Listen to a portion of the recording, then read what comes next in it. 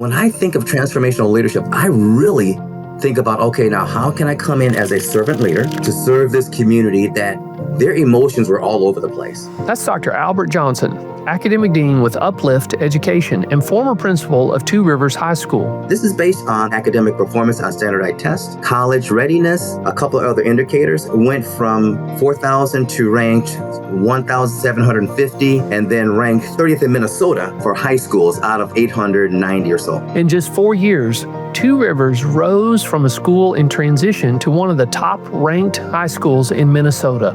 It's shifted from me staying on, I stand where I stand, as fearful inside as I am, but I still have to stand when I stand because I'm going to pray on this. God's going to get me through it. By the end of this conversation, you'll learn how to rebuild a school's culture, how to retain and re-engage teachers, and how to lead with faith and resilience. I'm Dr. Matthew Flippen, and this is Transformational Educators. Set the stage for us. Let's talk about what Two Rivers was like before you arrived. Absolutely. And I had known of Two Rivers prior to me becoming a principal there. And this is kind of just the backstory on that piece. I had been in education since 2007. And through that, starting as a para, if you will, I was looking at the educational system. It's like, okay, am I the only one seeing what's happening here? Because it was not serving my youngest children. And so I decided at that point, I'm going to go back to school. I'm going to get my bachelor's because I'm a high school dropout. So it was a tall order, but I'm going to stay in school. And I was very prayerful on that. I want to make sure I let you know that I was very prayerful. Got my bachelor's in ministries at Northwestern University in St. Paul. Stayed in school, got my master's in organizational leadership. And then you hear this, and I pray, as you pray hard, God said, okay, if you get your bachelor's in ministries, I'm gonna let you go as far in education as you want to, even if you're a high school dropout. So I stayed in school. I said, and someone tapped me on the shoulder and say, hey, Mr. J, you'd be a great principal. I'm like, man, I'm rocking a GED. There's no way I can be a principal. But what they were seeing is my love for children. And I'm like, let me go for it. And so stayed in school, bachelor's, organizational leadership master's, went to Bethel University, got my doctorate in education while also getting my principal licensure. Wow. And that was the whole piece. I wanted to become a principal. So now becoming a principal, and I was in a couple of different spaces. I wanted to be closer to my home, which is about 70 miles away from where I was working at the time in St. Cloud, Minnesota. Okay. There was an opportunity. Henry Sibley High School was looking for a new principal, and I knew of Henry Sibley High School. Okay. It was about 1,400 students. And I'm like, oh, that's a great size. I think I can do good work there. I did my research. And the school had a student killed. And so there was some hurt in the community. There were some videos. You could see that there was some hurt. I watched a video on the way to my interview of their choir director singing a song. This is through COVID. And so everything was on video. I'm like, maybe there's an opportunity for me to do something there. And so when I get down to Henry Sibley, I do the interview and I hear this say, hey, this space is in need of a healing. I said, so Al, this is the job for you. And so I pushed head on. And I told the superintendent this time, I said, I want this really, really bad. And so that was kind of the start. Side note, this school district encompasses West St. Paul, Mendota Heights, third tier suburb, Egan, third tier suburb.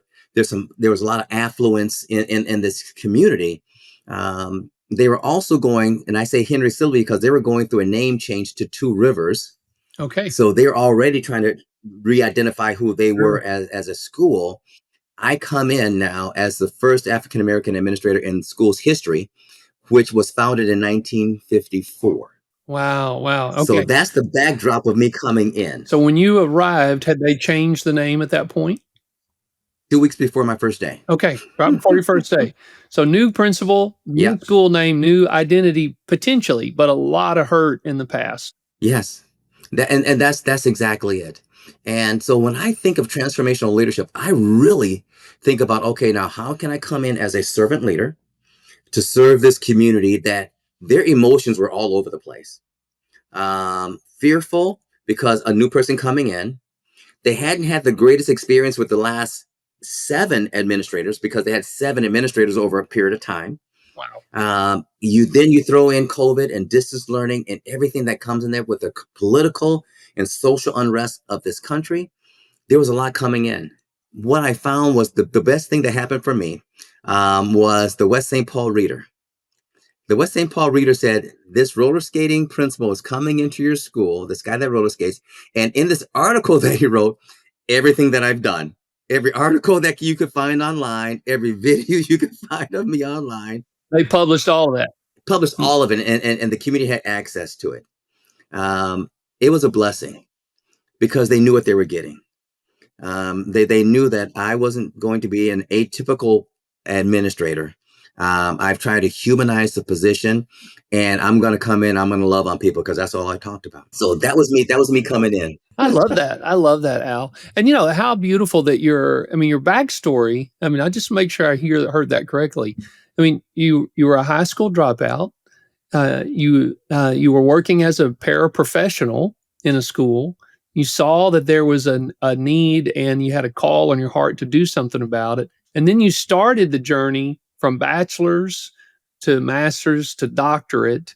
And now full circle, you are the principal of you've taken on, and you specifically sought after it because it was hurting and needed healing. And you felt like that was your call to go to be there. Absolutely. And if people are wondering, how do I know it's a call or not? Well, here's the thing. I was looking at being an administrator in Edina, which is an affluent community. I was looking at being the high school principal of the high school that I dropped out of, coming back as a doctor. Wow, how poetic would that have been? Wow. Right? I'm like, yeah, there's a story right in there, and I could ride that forever. But then when you go and you walk in a space, you start talking to people, and then you're quiet from it and you listen. Where should you be? All things alike, all pay the same. Then you hear a call. Okay, this is where I need to be, and this is the assignment. This is the assignment. Bring the people back to a space of being able to breathe again. And that's what I took on when I went there. Fantastic. So help us understand just a little bit about, so when you arrived at Two Rivers, what was student performance like? How were the kids doing academically, or just kind of the general or the typical KPIs that schools would measure? Yeah. The school was a decent high school. A decent high school. If I were to be able to go to the USA Today Newsweek rankings, or the Newsweek rankings, they rank high schools around the country. When I started there, the school was ranked 4,500 something in the country. It was ranked among high schools in Minnesota between 100 or somewhere in that area. End of my first year, end of the school year, with 1,350 students. Okay. At the end of when I left Two Rivers, enrollment was close to 1,700. So we're talking about a 400 student increase of students number, right? We're also looking at a teacher retention of about 98% teacher retention over those 4 years. Because once teachers got there, and what was great, some teachers left, teachers that had retired, teachers that had gone to other places that were on sabbatical came back. They were hearing some things because there was something that was happening that was different. Okay. The national ranking, and this is the ranking is really based on academic performance on standardized tests, college readiness, a couple of other indicators, went from 4,000 to ranked 1,750 in the country, and then ranked 30th in Minnesota for high schools out of 890 or so. Hey, educators. I hope you're enjoying this conversation. At Graceland University, we believe real change in education starts with compassionate leadership and practical support. That's why we share stories like this. If something in today's episode spoke to you, maybe about your purpose, your next step, or how you can make a bigger impact, I invite you to explore how Graceland walks alongside educators through degree programs and strategic partnerships. Scan the QR code on screen or follow the link in the show notes to learn more. Now let's get back to the episode. Well, let's talk about some of the strategies that you implemented to do that? That's really incredible. I think for some may not recognize that, how as even today we're seeing school choice pull students potentially away from schools. It requires that leaders really take a view of like, what do we do to make our culture, our community attractive so that students want to come. And what I heard you say is that, enrollment grew by 30 something percent, over a period of time, and teachers came back and retention went up. So that is fantastic. Well, so help us just see, when you first arrived, what were some of the things that you did to help the community really get behind what you were wanting to accomplish? I listened. It's the first thing I did.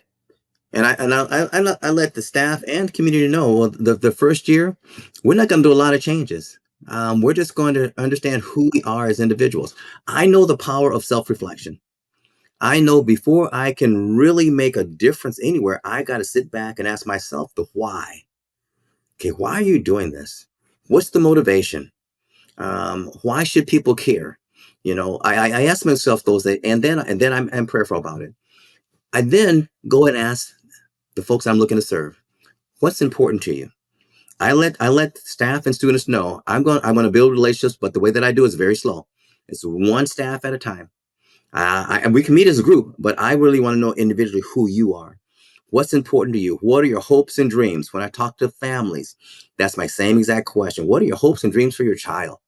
When I talk to students, my last year was great. My goal was to meet with every ninth grader coming in so I can understand what their hopes and dreams and goals were for the next 4 years. And then start talking with seniors. If this could have been a better school for you, communicating, and then really being authentic. So when I say my door's open, it is.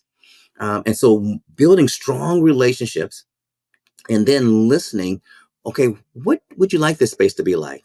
And then people tell me about the glory days of Henry Sibley, and I honor that. Even though you walk down the halls of Two Rivers High School, and at first glance, you don't see the history, because I took all the history, the history that you can touch, I took it down. But what I did was, there's a touch screen. I don't know, it's about 80 inches or so.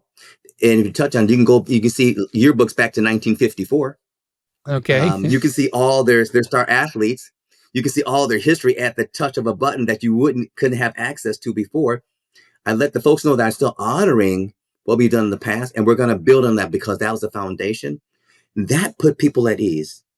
I started then doing school tours for class of 1970, 1972. That it was Henry Sibley, and they were so worried about this change. But now they come in and they say, we could have never imagined our school being like that. It is to the point where I try to be so authentic with who I am. Do I have to carry a Bible? No. To love people? No. You just stop and listen. And what's interesting, people now coming into my office and say, I don't know why I'm crying in front of you. I just don't know why. It's so unprofessional. I said, no, no, I'm here for the healing. That's why you're crying. Yeah, what was that? What was happening that a staff was coming in and sharing that emotion? Can you share one of those without violating a confidence? I can't. It's first off, um, I think Maya Angelou or someone quoted, people will not, well, the two things, people will not remember what you've done. They'll remember how you made them feel. And something about people need to know how much you care. And so I was very vulnerable going in, letting people know who I was. When I was hurting, I let people know that. When I had a nephew commit suicide, I let them know how hurt I was, and some of my own struggles. But I'm here for you. Letting them know, and those spaces that are safe to be vulnerable. I was vulnerable. What that meant was, when I had a staff member come into my office and just sit and not knowing what they were going to do because their wife was in the last stages of the battle with cancer. Did they have to share this with some new guy that they just met months ago? They didn't have to, but The blessing I told you about, that article, it talked about me being a minister. It talked about my faith. Sure. And so that was a known. And so making it okay, and I let them know. I said, I see that you're hurting. And what's your wife's name? Great. I said, do you pray? And he said, yeah, we pray. I said, is it okay if I pray for you? And then we pray right there in my office right now. Now I know that message went out, right? I didn't have to tell the next person that I pray. And so when I have a colleague who lost a child, they know why I'm there. Okay. I share about my growings up with a sibling who is addicted to drugs. They know why I say what I say when it relates to that. They know about my history with domestic violence and me not having a father growing up. So they know why I don't condone fighting in the building and why I'm so aggressive when I when I address it. I think about also then the Beatitudes. Blessed are those that are poor in spirit, right? Blessed are those. When I think about the Beatitudes and who's being talked about there, I look at my school and I look at children and adults and like, okay, who fits this profile today that I need to help support? It puts a whole nother lens on being a leader. It really does. The least of these, when I think of, yeah, who's not being talked about? Who's not being supported? They're the least of these right now. How do we lift them up? Knowing that I'm walking the line between church and state. Yeah, yeah. So, I think, so what I read, I saw some things about just different ways that you reached out to groups. I mean, one, just you're just a fun, energetic person. Obviously, you see your principal roller skating down the hallway and in the gym and shooting baskets and all that. I mean, no one is gonna not smile when they see that. But I think you also, took some time to reach out to, I'll call them special populations, to make sure that they were seen. Because back to what you just said about the least of these, can you talk a little bit about that? Because I think you were probably very intentional about that as part of making sure everybody, all students, are included. Absolutely. And I learned this when I was in St. Cloud School District. They have a big Somali Muslim community.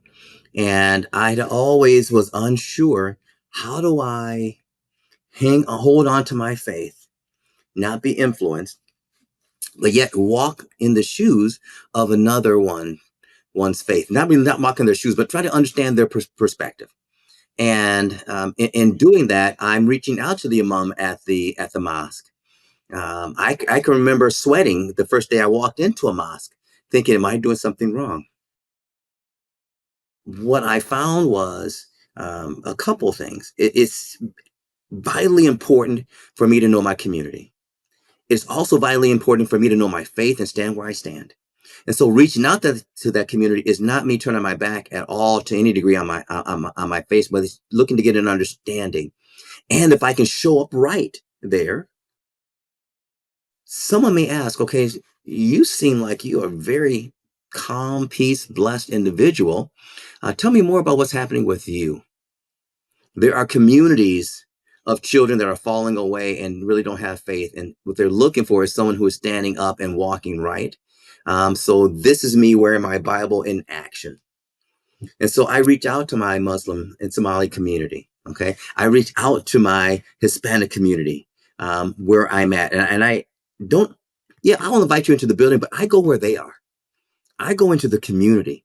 Okay. I go to their restaurants. I go to their festivals and celebrations. And so I have a better understanding of who they are. I go down the street. I go down the street to the home for students that struggle, that can't be at home. This is where they live. This is where they do their school. I go there to let them know that they cared about. Okay, and so all throughout that District 197 community, I am in it.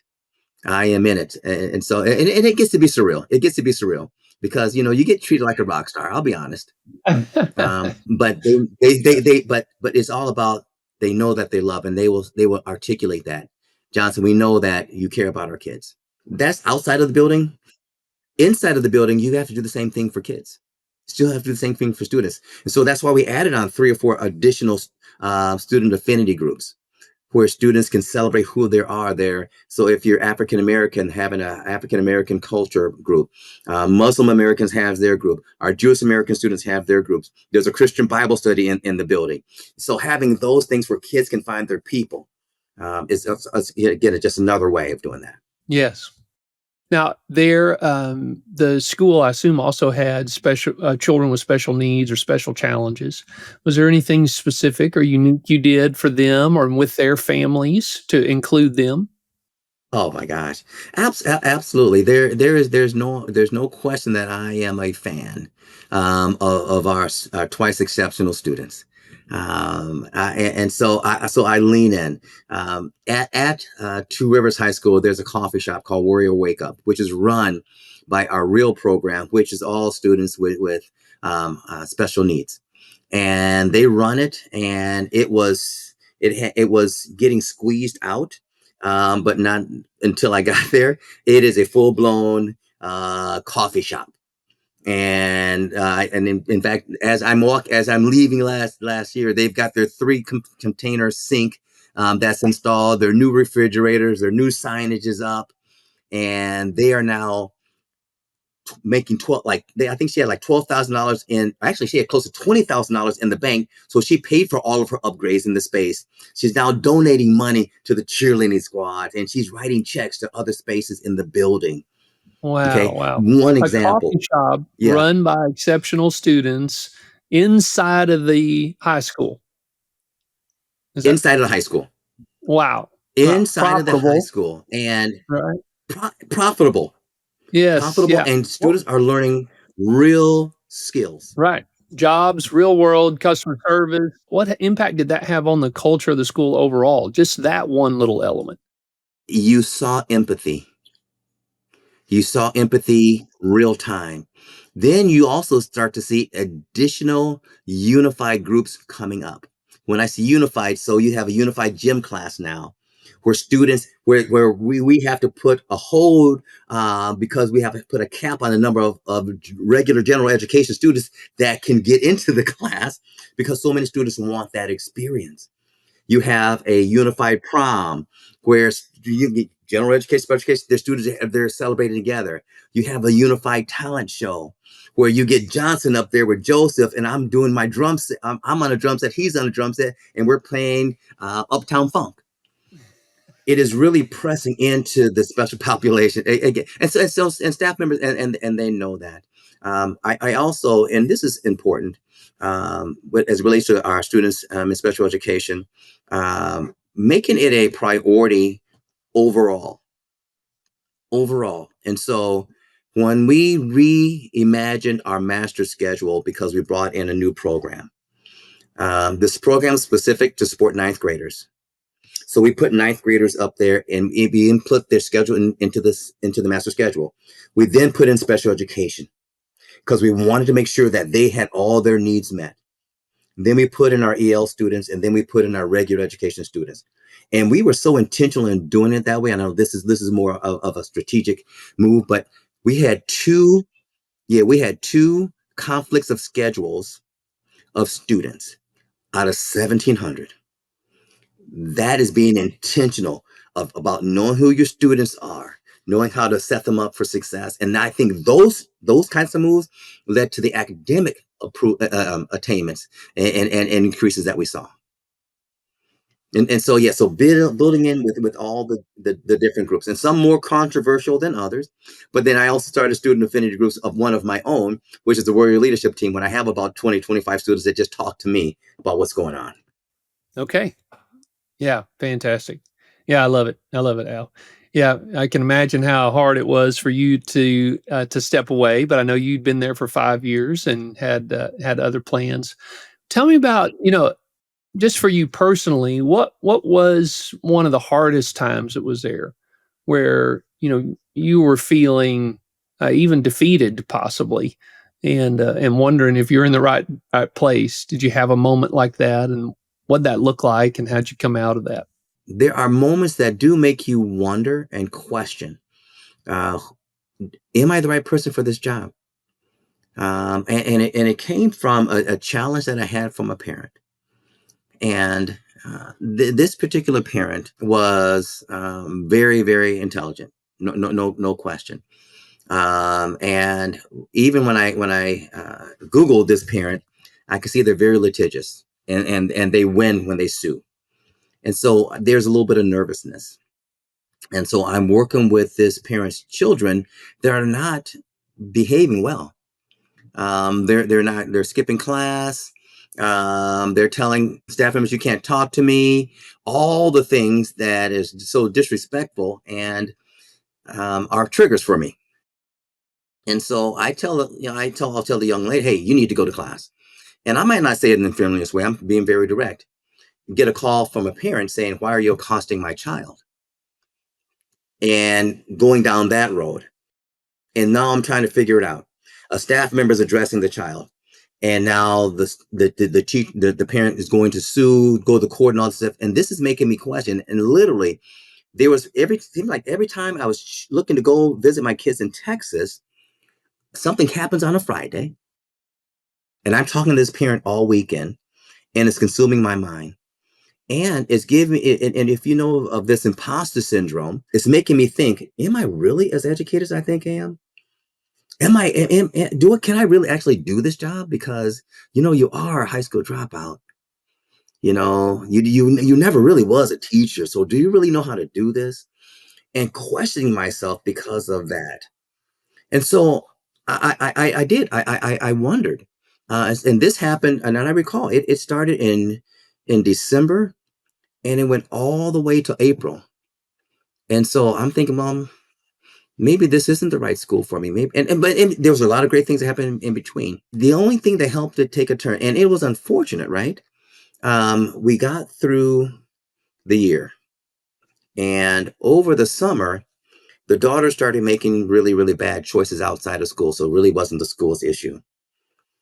I then get a call from Dad. Hey, Dr. Johnson, this is what's going on. I need your help. It shifted from me staying on. I'm stand where I stand, as fearful inside as I am, but I still have to stand when I stand because I'm not praying on this. God's going to get me through it. On the other side, the family saying, yeah, everything that you're doing was exactly what my children needed, and I couldn't see it.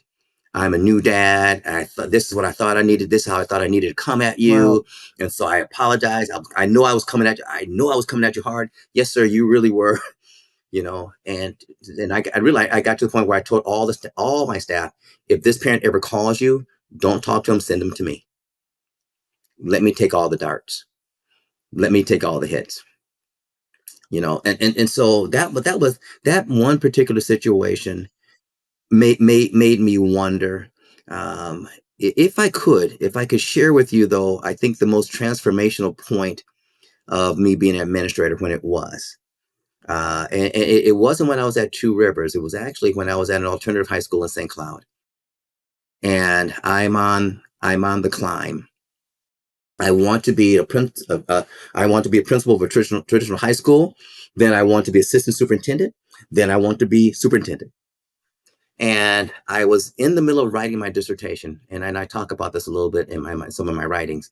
But then in comes this young lady. Her name is Allie Campbell, and Allie has a boyfriend who is a knucklehead, I'll say. And he hits on my trigger. I don't like sagging pants, and he's sagging his pants down to his ankles. I don't know. And so I'm like, Allie, this might not be the right kid for you, but she's at an alternative high school, so she already has her own traumas. It was on a Sunday that I get a call from our superintendent that Allie had been killed. Oh no. Oh, That no. Mm, situation changed me. mm. That situation changed me because I was so focused on what I wanted to do in my life. My dissertation, I was already down the road of knowing what I wanted to focus it on. I learned about trauma and adverse childhood experiences. I saw Allie being killed, and I said to myself, and I was the individual that was the leader of the school that was to get her the diploma, which she was one night school class away from getting. And I wasn't focused on what systems I need to put in position for her. and I took it personal. That was the change of what everything that I did from that point on. So that was February, I think, 2017. From that point on, I had become now I'm a different leader. I saw children differently. I saw teachers differently. I saw the needs of those around me a lot differently. And I understood that was not about me. God was going to take care of me and put me where I needed to be. And he was going to elevate me if I took care of the work that he had assigned me to do. That was the transformational moment for me. And so then from there, I moved on. Again, so I've had my moments since then, but that changed it for me. Absolutely. Thank you for sharing that. Al, I can only imagine, how difficult that was, but that you reset your mind to see people fully, right? Not just the children that you're serving. Because I think we can, as leaders, we can look at people, but we also have our to-do list, right? We have our objectives, goals, strategic plan. We have all these things that we're supposed to be doing because we're hired to do this checklist and to have performance. And but in the middle of that, there are people, and people are not checklists. People are, we share this belief that people are created in the image of God, and so they have such incredible value, and we need to value them.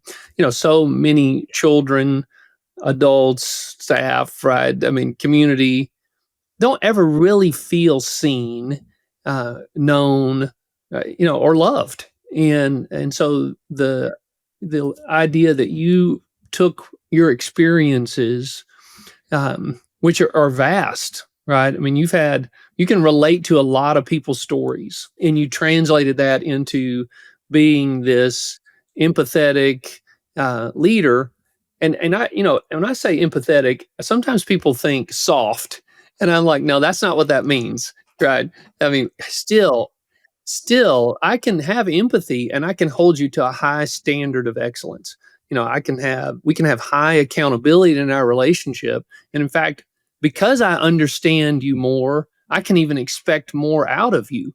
I'm going to lower my expectations. It's because in some ways you've walked some really hard shoes.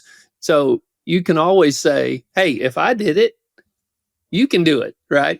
Yeah. That's the line. Don't give me your excuses. Yeah. Right. That 100%. Um, when you start seeing people through this lens of love, um, that means that I love you so much. I'm not going to allow you to continue making the mistakes that you've been making. And I'm going to be straight with you. I'm going to be honest with you. And how it lands is how it lands because I'm giving. And when I say I'm giving this to you in love, I am. And so when you start talking to people and you start listening to their story, you're able to hear the hurt. Now, let me help you get past that. Let me not get past it, but help me work through it. Let me help you work through it as you're on your journey to be healed, and know that yep, this is the loving, caring part of me, and know that I'm a leader. There's a very direct part of me as well. So when I say we are going down this road and this is the initiative, I love you, but you're going. That's right. That's right. Okay, Yeah, because what we're doing is best for kids. Are we in absolutely. agreement? Yeah, absolutely. Yeah, I've definitely heard it said that loving someone isn't leaving them where they are. You know, it's recognizing where they are, and it's loving them enough to take them with you, to guide them, direct them, lead them to a new place. Thank you so much, Al, for everything that you've shared today. How can our listeners connect with you or learn more about your work? I think you've written a book recently. I have. This has been my first venture into attempting to write some of my thoughts. So I've written a book entitled Dr. J. Skates: Confessions of a Roller Skating Principal. And it's just some of the. I'm already working on an additional piece for it, a volume two, or just a second edition, because what I found is absolutely there's things that I have to admit I didn't know when I first got into education. There's some things I know now I want other people to know. There's some things that we need to stop doing that we've been doing historically that we learned at school. I apologize, Bethel and Northwestern. Some things you're teaching, we're going to adjust. And there's some things that I bring into the world, into this work that just gives me a different lens on how to help students that might look like me coming through. And so that is a piece. I'm at Dr. J at drjskates.com if you want to shoot me an email. Find me on LinkedIn. I'm always willing to share and be a thought partner with anyone. Fantastic. Fantastic. Well, thank you for sharing your story today. You know, there are so many great things that stood out to me about your story. I mean, it is a story of perseverance. It's a story about being called, you know, caring about people, leading from a position of purpose. I love that you stepped into that school because it was hurting and you wanted to bring healing to it, and you did. And the results of that speak for themselves. So, you know, I really just want to encourage our listeners to share this story with who might need encouragement today that's in a hard spot. So if you found today's episode valuable, please share it with a colleague or educator who would benefit. If you haven't already, follow this podcast, Transformational Educators, so that you never miss an episode. Until next time, keep leading with purpose and transforming schools into places where everyone thrives. If today's conversation gave you fresh insight or inspired you to lead with purpose, please follow the show and tell a friend. It helps us reach more educators who want to make a difference. For more stories, resources, and tools to support your leadership journey, visit graceland.edu. Until next time, keep leading with courage and care. If you want to keep learning about transformational strategies in education, click the next video.